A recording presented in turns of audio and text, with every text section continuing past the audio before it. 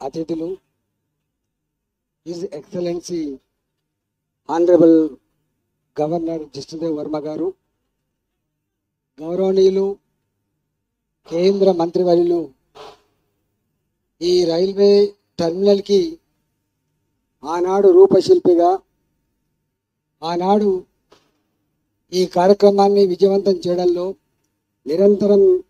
తప్పించినటువంటి మా నాయకులు జి కిషన్ రెడ్డి గారు, గౌరవనీయులు రైల్వే శాఖ సహాయ మంత్రి సోమన్న గారు, గౌరవనీయులు కేంద్ర సహాయ మంత్రి వర్యులు, కేంద్ర హోం సహాయ మంత్రి వర్యులు బండి సంజయ్ కుమార్ గారు, గౌరవనీయులు రాష్ట్ర మంత్రివర్యులు పెద్దలు శ్రీధర్ బాబు గారు, గౌరవ శాసనసభ్యులు బండారు లక్ష్మారెడ్డి గారు, మాజీ శాసనసభ్యులు ప్రభాకర్ గారు, సుభాష్ రెడ్డి గారు, స్థానిక గౌరవ కార్పొరేటర్ శ్రీదేవి గారు, జిఎం గారు, రైల్వే అధికారులకి, ఇందులో పాల్గొన్న ప్రజాప్రతినిధులకి, శిల్పారెడ్డి గారికి, నాయకులకు, అందరికీ పేరు పేరున ప్రెస్ మిత్రులకి నమస్కారం. హైదరాబాద్ వేగంగా అభివృద్ధి చెందిన నగరంగా గుర్తించి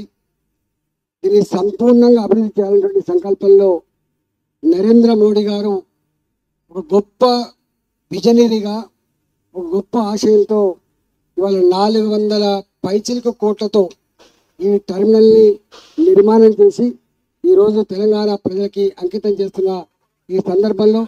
ప్రజలందరికీ కూడా శుభాకాంక్షలు తెలియజేస్తా ఉన్నాం. గతంలో రైల్వే బడ్జెట్ సపరేట్గా ఉన్నప్పటికీ కూడా 70 ఏళ్ళుగా 80 ఏళ్ళుగా రైల్వే స్టేషన్ నిర్మాణాలు పాతపడుతున్నప్పటికి కూడా కేవలం 5 కోట్లతో 10 కోట్లతో తూతూ మంత్రంగా తూత్పాలి చేసే పనులు జరిగినాయి తప్ప ఎక్కడ కూడా సంపూర్ణమైనటువంటి అభివృద్ధి జరగలేదు. పెరిగిన జనాభాకి తోడుగా, ఇవాళ అవసరాలకు తోడుగా, ఇవాళ గొప్పగా నిర్మాణం జరగాల్సినటువంటి ఈ రైల్వే స్టేషన్ల నిర్మాణం జరగకపోగా రైల్వే స్టేషన్లు కూడా దుర్గంధపూరితంగా ఉన్న విషయం మనకు తెలుసు. ఇవాళ పదుల సంఖ్యలో హైదరాబాద్ తెలంగాణ రాష్ట్రంలో కాక దేశవ్యాప్తంగా కూడా 100 రైల్వే స్టేషన్లకు డబ్బులకు వెనకాడకుండా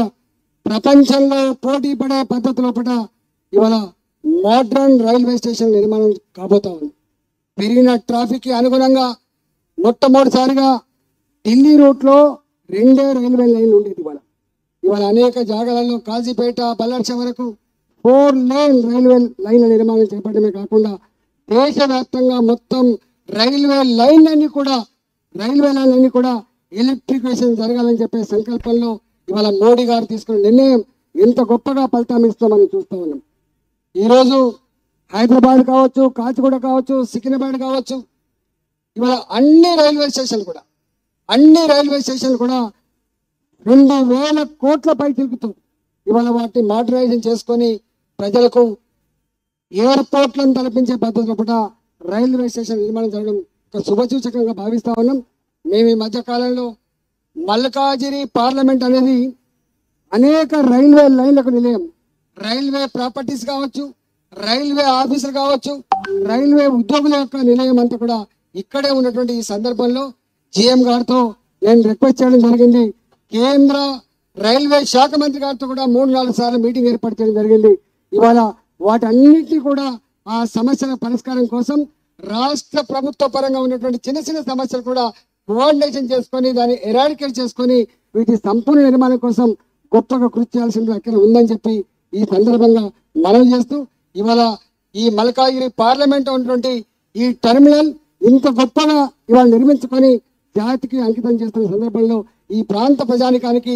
ఎనలేని సేవలు చేస్తానని దాంట్లో సందేహం లేదు. ఇక్కడ